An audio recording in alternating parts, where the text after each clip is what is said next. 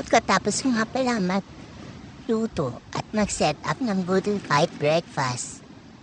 Ayun, di napigilan ni Uncle ang tumikim talaga ko si ate din. Ayun, si Kuya parang gusto na rin eh. First time nila ata yung Shanghai roll. Yan po talaga yung bestseller namin dito. Ayan si ate oh. Yun. Okay. Wala na kayong breakfast ha. Wala na kayong ulamin sa breakfast. Kasi pinapak na eh. Ayun, sumayaw-sayaw pa. May pasayaw-sayaw pa si Uncle oh. Bibid si ate.